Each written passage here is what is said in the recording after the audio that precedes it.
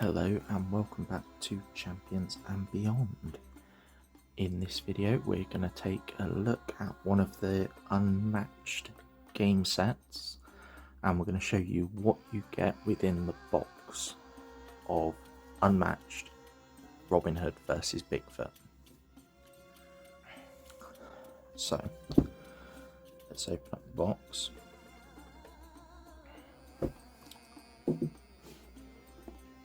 First thing you are going to get is a game board. Now in this set it is double-sided, and I did check on the Unmatched database just to double check the names of the maps. So we have on one side Sherwood Forest, which obviously makes a lot of sense with the tales of Robin Hood. On the other side, we get what is listed as Yukon. I don't know if I'm pronouncing that correct, but I did a brief bit of research, and Yukon is a region of Canada. I was a bit unsure as to why they chose to do this. I wondered if any of the Bigfoot lore or any of that put him in Canada. I didn't do a ton of research because there is so much out there on it. But from what I could read, from the little I did read, the Bigfoot myth tends to be located in the north of the United States, and it's wooded areas.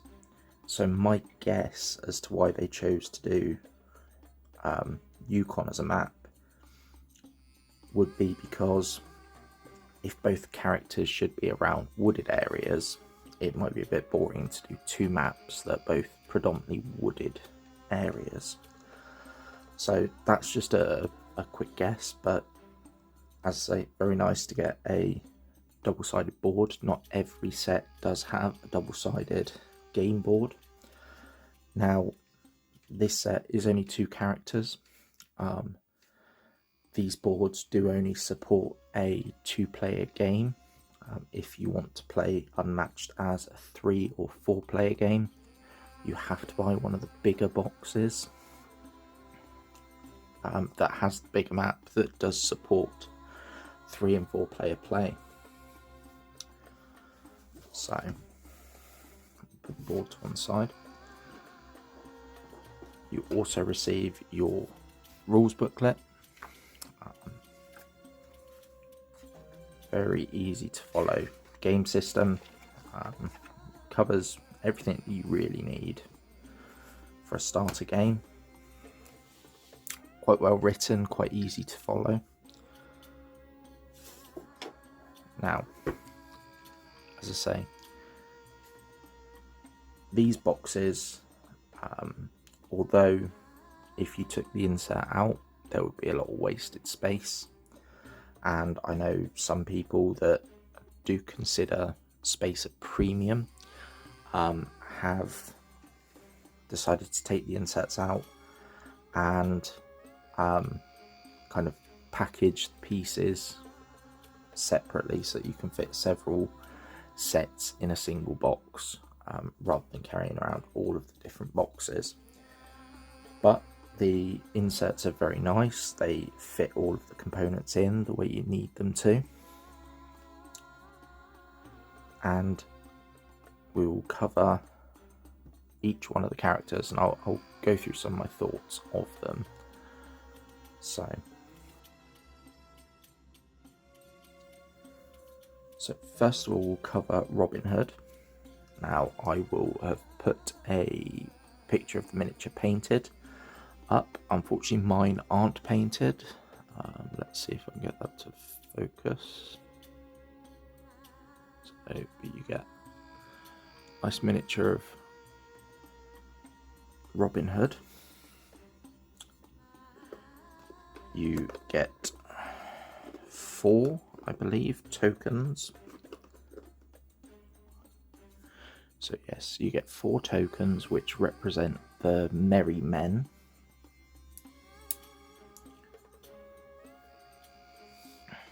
You receive your double-sided player card. So on the back shows all the actions, and it's sort of your player's guide, and then on the other side is the name, the abilities, your movement speed, and all of that. Robin comes with a deck of 30 cards, and then you receive 1 health dial for Robin Hood. Now, you don't receive health dials for the Merry Men, as the Merry Men only have 1 life each. Now, I covered a brief overview of Unmatched, so I'm not going to do that here. That was in the Should I Be Interested in Unmatched as a Game System video previously. Robin Hood has quite an interesting ability. So first of all, he is a ranged character, so he can fire shots from a distance at your target. The Merry Men are all melee characters, so they do want to get into the fight. Obviously you can use them to try and block movement and try and trap opposition characters.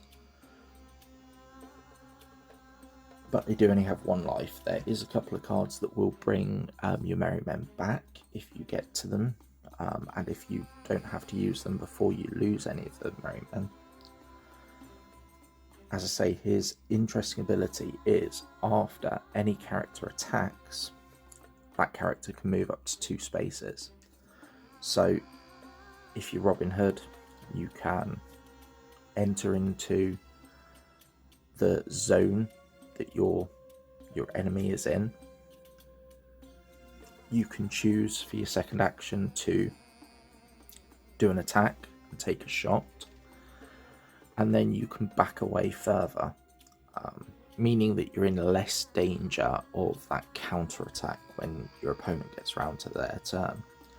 A great strategy I found was that because you can move through friendly characters, if you, after your movement ends, have a Merry Man behind Robin, then when he takes his shot and moves 2 spaces, he can move to the space behind the Merry Man and essentially have a meat shield for any melee fighters that might be coming in.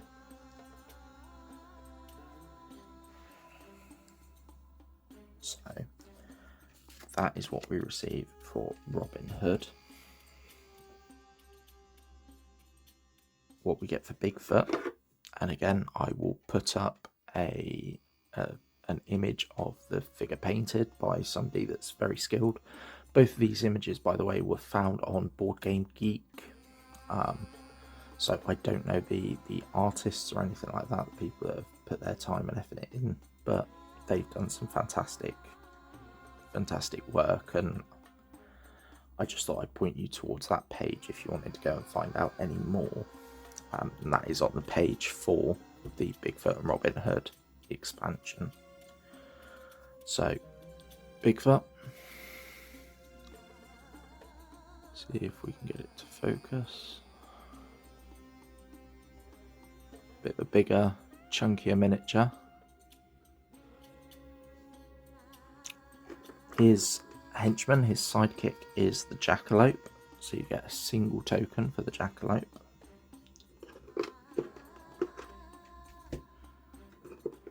Now, the jackalope has multiple hit points, so you actually get 2 health dials, 1 for Bigfoot and 1 for the jackalope.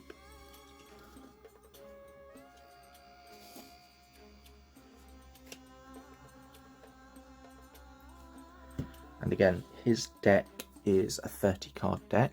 Majority of the decks in the game are 30 card decks, and you receive his double-sided play a card. During the editing, I realised I didn't cover the ability that Bigfoot has. So his ability is, if there are no enemies within your zone, then you may draw a single card. So he can go through his deck a lot quicker. This ability I don't think I've ever triggered off, and that's probably why I forgot about it, but I don't think it changes any of my thoughts on his power levels or anything like that. Back to the video. Now, the reason it took me a little while to get round to this video, especially for this set, was I hadn't really played enough of Bigfoot. I hadn't really figured him out. And what he is great at is, I said about Robin Hood using his merry men to be able to trap characters, preventing them to have any way of escaping a certain area. Bigfoot and the Jackalope both have cards that allow them to move through enemy models and really help break that trap mechanic that you can try and employ. He's a melee character, so is the Jackalope, so they want to get in, they want to get to the enemy and deal some big damage. Bigfoot also has several cards that deal extra damage or have extra points on them if you started in a different space at the beginning of your turn. So a lot of what he wants to do is move and hit, which is a fine enough tactic, and I'll talk a little bit more about it in the next part of this video. For me, Robin is the stronger of the characters. Bigfoot, although he has an interesting mechanic for the fight, I couldn't really get him to work the way that he seemed to want to work, and that may be due to the matchup. So let's put everything back and we'll have a bit of a chat about it. Right, so Unmatched as a game system, I was introduced to about a year ago.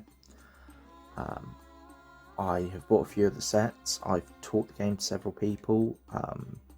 It's not a game that I unfortunately managed to get to the table as often as I would like. It's very rare that we get the right, I get the right people that want to play it around and get it to the table as much, which is why these reviews take me a little while. This as a set, now I will say I already said that I got the images off of Board Game Geek, and I do go on periodically and I will go through some of my collection. I will rate the games that I own. I know Board Game Geek is very easily influenced.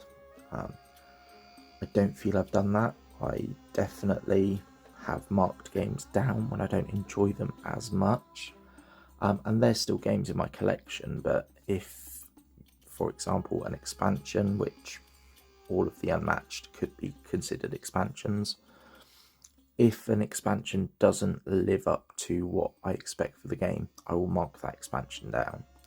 A key example would be Marvel Champions, which I give the base set and the game as a whole a 10 out of 10. I think it's a fantastic game.